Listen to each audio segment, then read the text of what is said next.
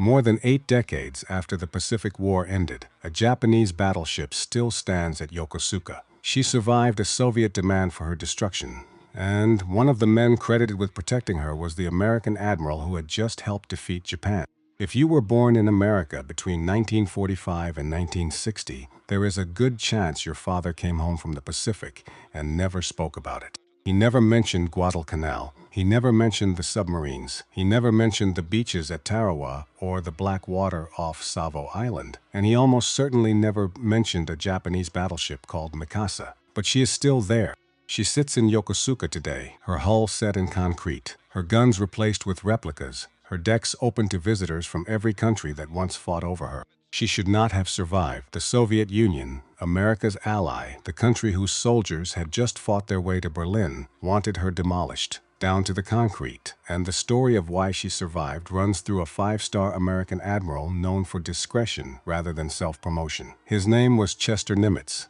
Most Americans never heard this story. Nimitz left no memoir explaining it. This is the documented story, with the limits of the record made clear where the evidence runs out. To understand it, we have to go back 40 years before the Second World War ended, back to a summer when the world was still adjusting to something no one thought possible. The summer of 1905.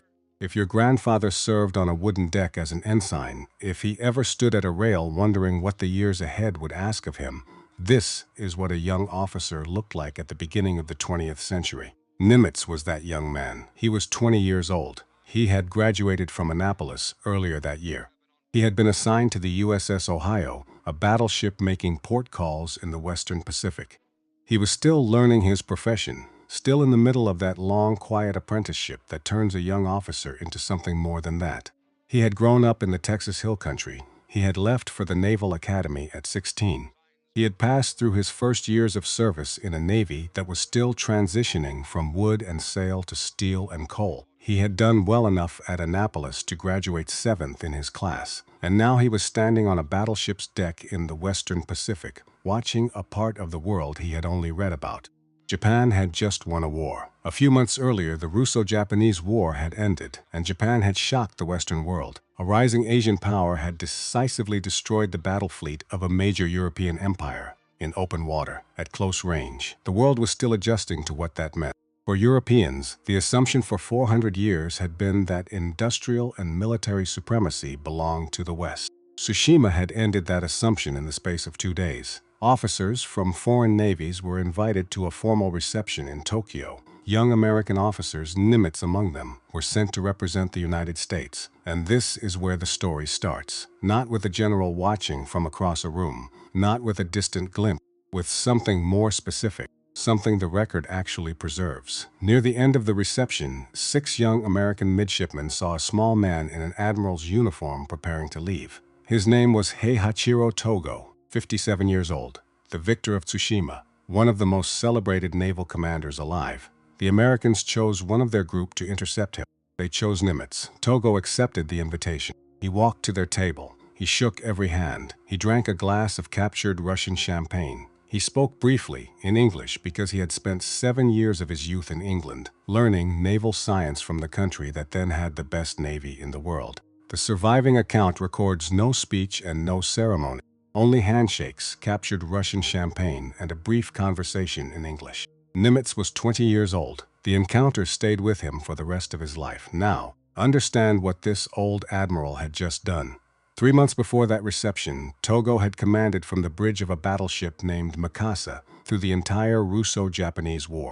At Tsushima, Togo commanded from Mikasa's exposed bridge while shells struck around the flagship. He was 57 years old. He was standing in open air, and he was directing a fleet action against an enemy that outnumbered him in tonnage. At the Battle of Tsushima on the morning of May 27, 1905, he had done something simple to describe and almost impossible to execute. He had predicted that the Russian Baltic Fleet, after 7 months and 18,000 miles at sea, would try to reach Vladivostok through the strait between Japan and Korea. He had positioned his ships to intercept. When the Russian line appeared through the haze, he ordered his fleet to turn across the head of the enemy column. The Russians had been at sea for more than half a year. Their crews were exhausted, their hulls were fouled, their coal was of variable quality. Their commanders had spent months of the voyage learning that some of their own gunnery was dangerously imprecise. 21 Russian ships were sunk, 7 were captured. Only 3 combatants reached Vladivostok. The Russian Navy ceased to exist as a fighting force in the Pacific in the space of 2 days. That was the man who had just shaken the hand of a 20-year-old American midshipman. But something else had happened 3 months before that reception, something the newspapers covered briefly and then forgot. Vice Admiral Zinovy Rozhestvensky, the Russian commander who had led the Baltic Fleet on its long march to destruction, was recovering in Japan, 56 years old. He had been found unconscious on a destroyer after the battle. He had been transferred to a Japanese hospital ship. He would survive his wounds. He would eventually be repatriated to Russia. He would spend the rest of his life trying to explain a defeat that could not really be explained. While Rozhestvensky recovered in a Japanese hospital, Togo visited him. Later accounts preserved different versions of the exchange. Some place the encounter at Sasebo, some place it later in Kyoto. Some describe Togo taking the Russian admiral's hand first. Others describe Rozhestvensky reaching for Togo's hand after the words were spoken. But the accounts agree on the meaning of the visit. Togo told the defeated Russian admiral that defeat carried no shame if a man had performed his duty. One later account rendered his words this way: "Defeat is a common fate of a soldier. There is nothing to be ashamed of in it. The great point is whether we have performed our duty." The exact phrasing has come down to us through translation and retelling. The visit itself and its spirit is preserved in multiple sources. Whether Nimitz knew the exact words Togo spoke at that bedside is not recorded, but the episode belonged to the reputation of the admiral he had admired since 1905. The record does not prove that Nimitz connected the two moments. History rarely gives us that much. What it does show is that his admiration for Togo survived another 40 years. Jump forward. 1934. 29 years after that summer in Tokyo, Admiral Togo died. He was 86 years old. His funeral was a national event in Japan, state honors, a public procession that drew hundreds of thousands of mourners into the streets of Tokyo. He was by then one of the most revered figures in Japanese history, a man treated the way Americans of that generation treated Washington or Grant. Chester Nimitz was by then a captain in the United States Navy. When Togo died in 1934, Captain Chester Nimitz attended both the public funeral and the private family service. The record preserves the act more clearly than it preserves his private reasons for making it. He did not issue a statement. He did not tell reporters why. He did not explain himself then or later. But something about that summer in 1905 had settled into him somewhere, traveled with him through the Naval War College, through submarines, through every post and every promotion. And when the old man died, Nimitz was there. Because 11 years after that funeral, Nimitz would be standing on the wreckage of Togo's fleet in a country that had just lost a world war. And the choices he made in that country would echo for the next 80 years. That is where this story is going. But before we get there, we need to understand what happened on the deck of the USS Missouri on the morning of September 2, 1945. The newsreels recorded the ceremony. They did not record the inter-service dispute that came before it. That dispute is where Chester Nimitz enters the second half of this story. Tokyo Bay, September 2, 1945, 9 in the morning. The sky was gray. The USS Missouri, one of the newest battleships in the American fleet, sat at anchor in a harbor that 4 years earlier had been the beating heart of an empire that reached from Manchuria to the Solomon Islands. The deck was crowded. Sailors packed the superstructure. Officers in dress whites lined correspondents, photographers, newsreel cameramen. Every major news outlet in the world was represented. The Japanese delegation would be arriving by launch in a few minutes. The papers were on the table. The pens were in place. There had been a fight weeks earlier over who would preside. Much of the road to Japan had been fought across the sea by sailors, marines, submariners, aviators, and soldiers moving from island to island. Sailors had gone down with their ships in the black waters of Guadalcanal. American Marines had died on beaches at Tarawa and Peleliu and Iwo Jima. Submariners had sailed into Japanese shipping lanes and never come back. The Navy leadership believed the ceremony belonged, in significant part, to them. The arrangement that emerged carried the fingerprints of an Army-Navy compromise. MacArthur would sign for the Allied powers. Nimitz would sign for the United States. And the ceremony would take place not in an Army headquarters, but on the deck of an American battleship. Douglas MacArthur was 65 years old that morning. He stepped to the table where the surrender documents were waiting. He was carrying 6 pens. He had planned this, every part of it. The first pen went to Lieutenant General Jonathan Wainwright. Wainwright was 62. In April of 42, when MacArthur had been ordered out of the Philippines, Wainwright had been left behind to hold what could not be held. He had surrendered Corregidor. He had spent 3.5 years in Japanese prison camps in Manchuria, and he had arrived at the ceremony that morning so thin that his uniform hung off his shoulders like it belonged to someone else. His hair had gone white. MacArthur handed him the first pen. Then he handed one to Lieutenant General Arthur Percival of the British Army, who had surrendered Singapore in 42 and had also spent the war in Japanese custody. The other pens went to family, institutions, and the record. The 6 pens turned the signing into a carefully staged act of remembrance. Then the Japanese signed. Foreign Minister Mamoru Shigemitsu, 57 years old, in top hat and morning coat, leaning on a cane because he had lost his leg to an assassin's bomb in Shanghai in 1932. General Yoshijiro Umezu, 63 years old, in uniform, without expression. He walked to the table carrying 2 pens. 2 pens, one for each copy of the surrender document. One had been given to him by a Chinese refugee named Y.C. Wu, who lived near his family in Berkeley. He would return that pen after the ceremony. The other was an inexpensive green Parker Duofold, a 50-cent pen he had carried through the war. A 5-star admiral signing the surrender of Japan on behalf of the United States, using a 50-cent pen. That was Nimitz. He signed his name. He stepped back. He allowed the ceremony to continue. His role was brief. The entire ceremony lasted about 20 minutes. And when it was over, MacArthur's aircraft lifted off toward Tokyo, where he had been appointed Supreme Commander for the Allied Powers. He would run Japan from an office building in the center of the city. Japanese soldiers would line his motorcade routes with their backs turned outward, in a gesture of respect the Imperial Army had once reserved for the Emperor alone. Japanese newspapers would begin calling him the blue-eyed shogun. That was not entirely a compliment. Nimitz did not fly home. He did not fly anywhere. He went aboard the submarine tender USS Proteus. He inspected captured Japanese submarines. He met the American submariners whose campaign had helped strangle Japan for 4 years. That was his afternoon of victory, not a photograph, not a microphone. A tender full of submariners who had sailed into enemy waters from which many American crews never returned. Nimitz had a particular reason to seek them out. He had started his career in submarines. He knew what those men had done. He knew the tonnage they had accounted for. He knew how few of them had come back.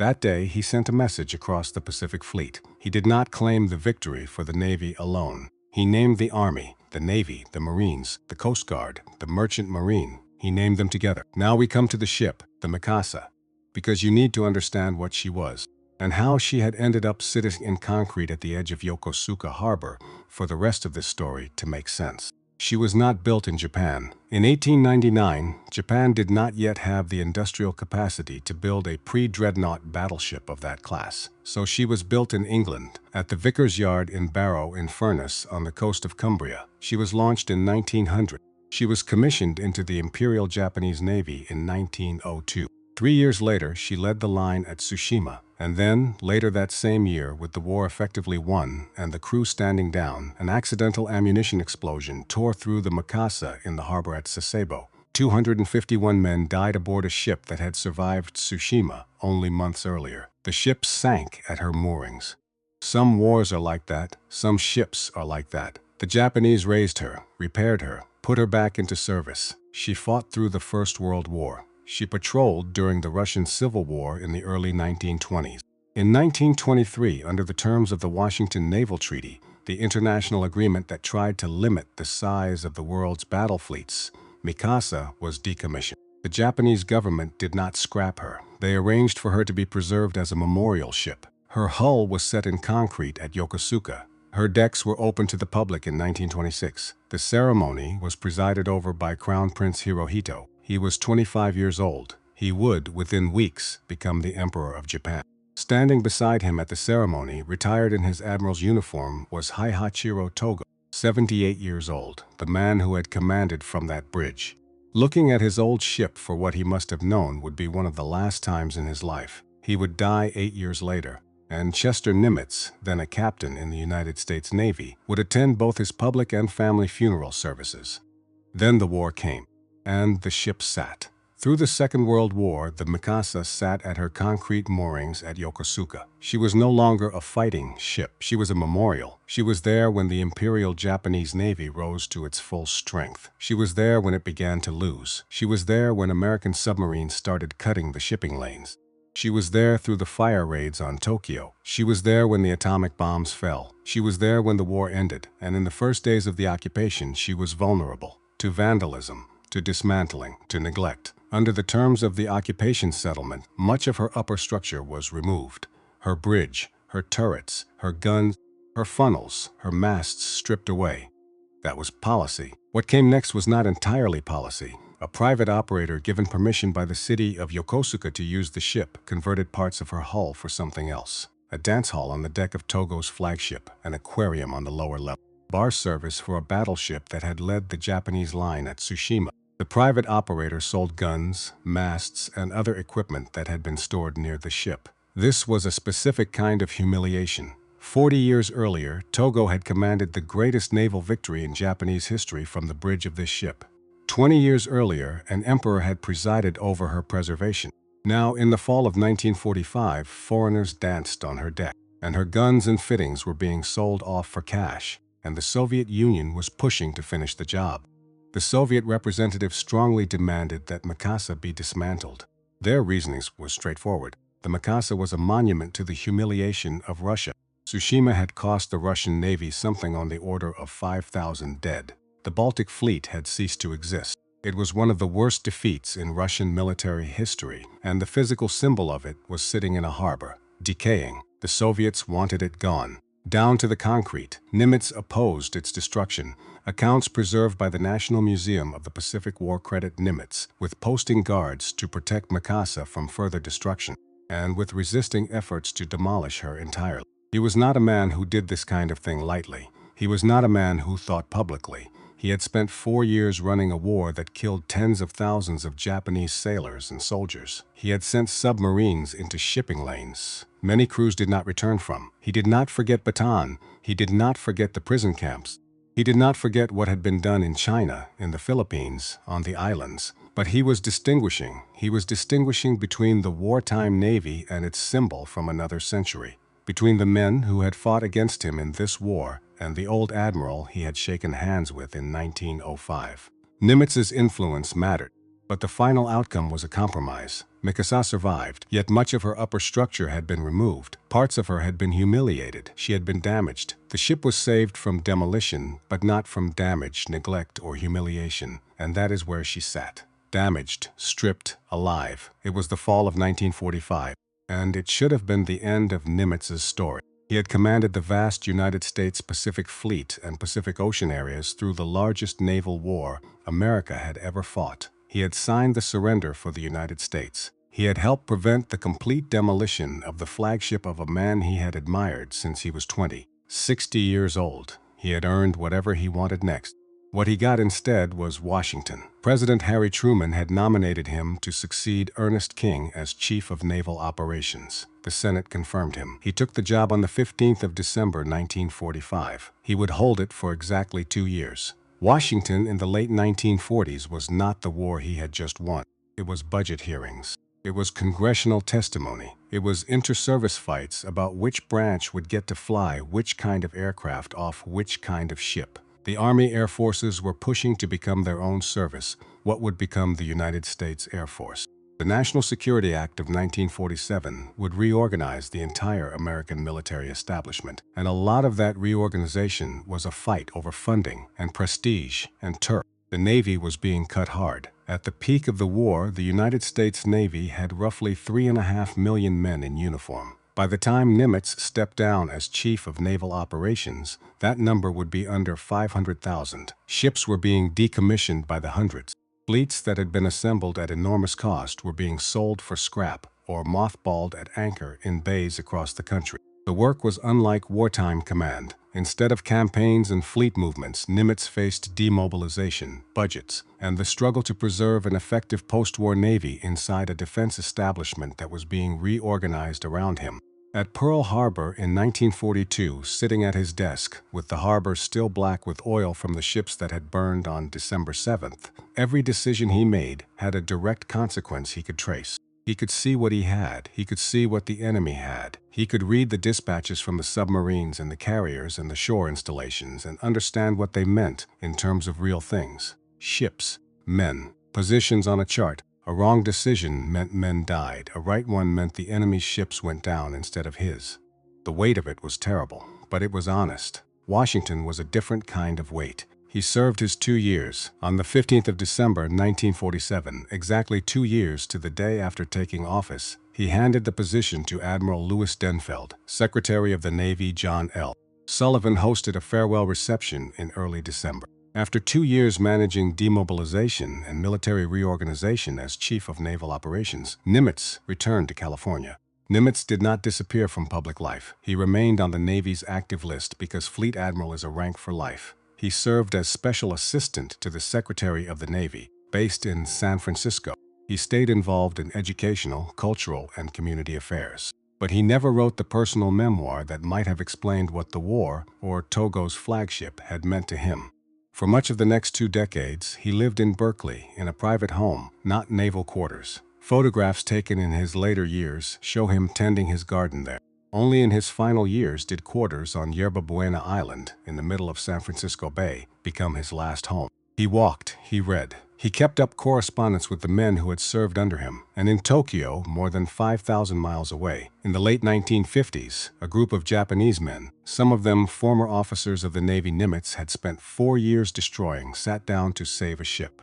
Because the Mikasa was rotting, and they had run out of options. Japan in the late 1950s had changed. The rubble was gone. The bomb sites had been rebuilt. The economy that would astonish the world in the 1960s was already gathering itself. Trains ran on time. The emperor was still on the throne, though the throne meant something different now.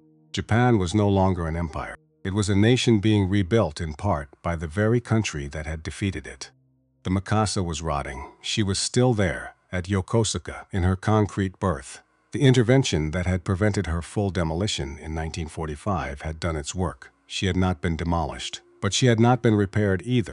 Salt air had gone to work on her. Her paint had failed. Her steel had corroded. Her upper works, stripped during the occupation, had not been restored. From a distance, she still looked like a ship. Up close, she was a wound. A group of Japanese preservationists had been trying for years to raise the money to save her. Former naval officers, historians, men who had served in the war Nimitz had won. They had raised what they could. It was not enough. When the restoration campaign gathered momentum, Chester Nimitz contributed money and publicly supported the effort. The National Museum of the Pacific War records that he donated the first funds toward creating the memorial. The first funds, not the largest. The first, that is a small phrase with a large weight. Because when a 5-star American admiral, the man who had signed Japan's surrender on behalf of the United States, contributed the first funds toward preserving the flagship of Japan's most celebrated naval commander, that gesture reached across every remaining barrier of the post-war Pacific.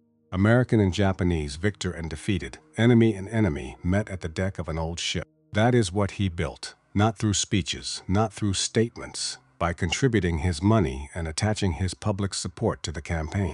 The restoration campaign culminated on the 27th of May, 1961, 56 years, to the day after the Battle of Tsushima, 56 years after Togo had stood on that same bridge and turned across the head of the Russian line. The Mikasa formally reopened as a memorial ship at Yokosuka. 6 years later, a bronze statue of Togo was placed on the grounds, his uniform, his sword, his face cast in metal, looking out toward the harbor, the man Nimitz had shaken hands with at a reception table in 1905, the man whose fleet Nimitz had spent 4 years destroying, the man whose ship, in the end, Nimitz had helped save. The Mikasa is still there. She sits today just outside the gates of Commander Fleet Activities Yokosuka, a major American naval installation and a hub for United States 7th Fleet Forces. Think about the geography of that for a moment.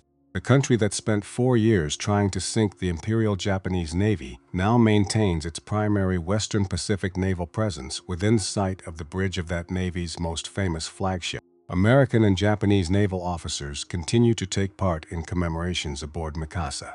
Two navies that spent 4 years trying to destroy each other, standing on the deck of a ship that one of them built, and one of them helped save. A memorial service, a moment of silence. Nimitz left no statement explaining what he expected his intervention to mean decades later. What the record shows is that his action helped keep the ship alive long enough for those later ceremonies to become possible. That is a rarer thing than it sounds. Nimitz died on the 20th of February 1966. He was 80 years old. He passed at his quarters on Yerba Buena Island, near the water, in the place he had chosen to end his years. His health had been failing for some time. He had suffered a stroke, and then another.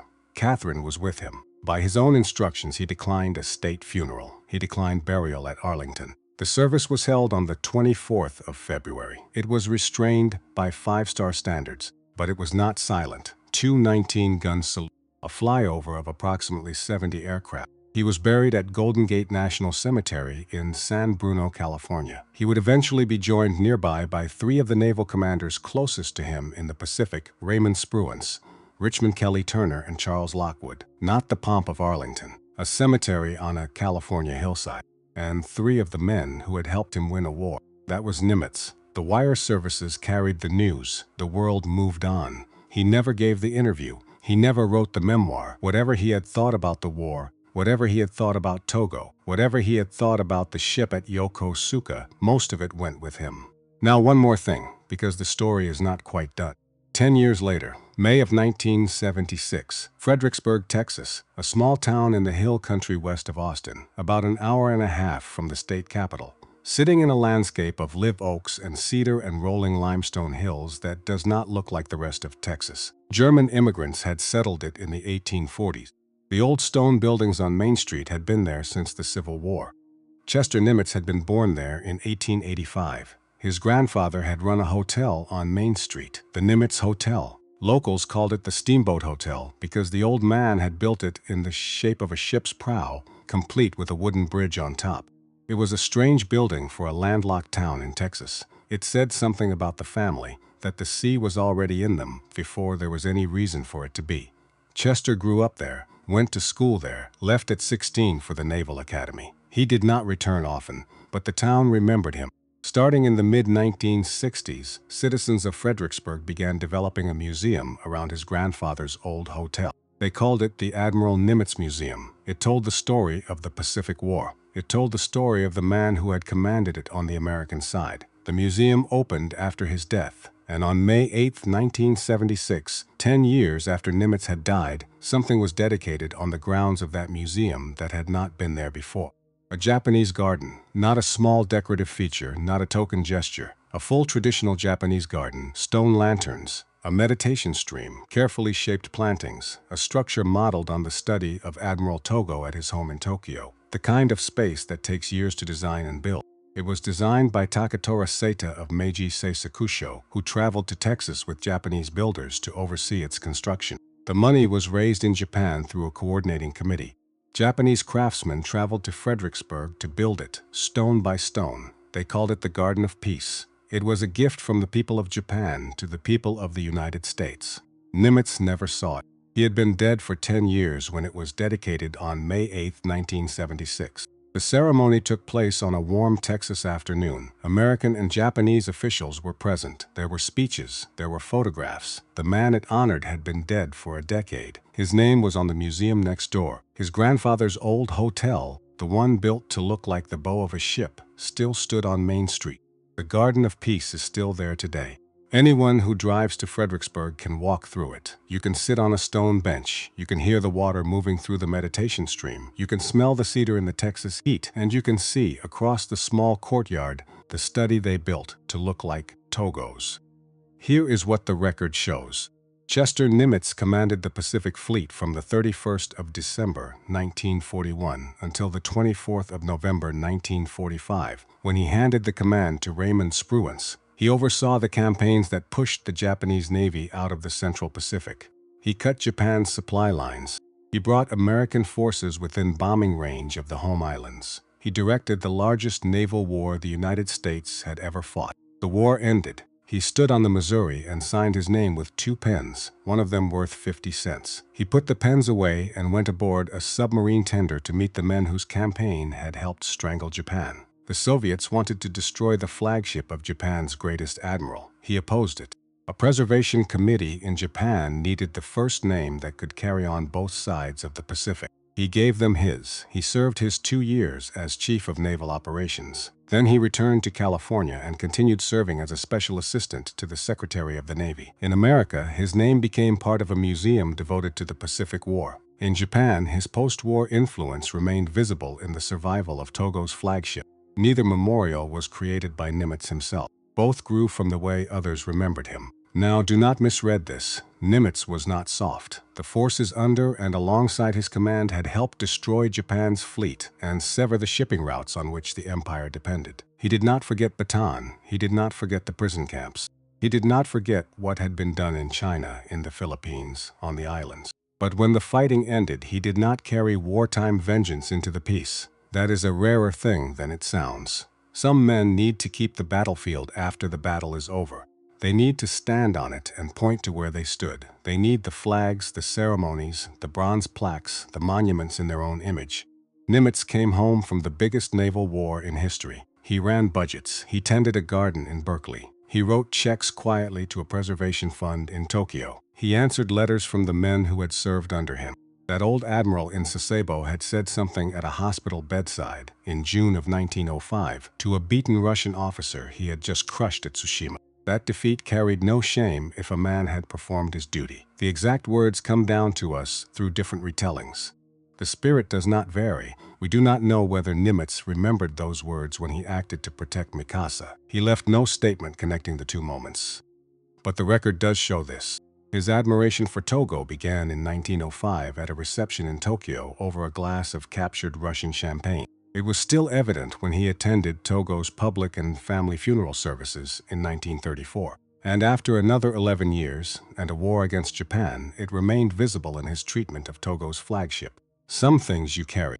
If you had a father or a grandfather who served in the Pacific, on a ship, on a submarine, on a beach, somewhere that does not appear in the history books, this is the moment. Put his name in the comments. The branch, the theater, whatever you know. Because the men in this story did not fight for monuments. They fought so the people sitting where you are sitting right now would never have to. The least we can do is say their names out loud.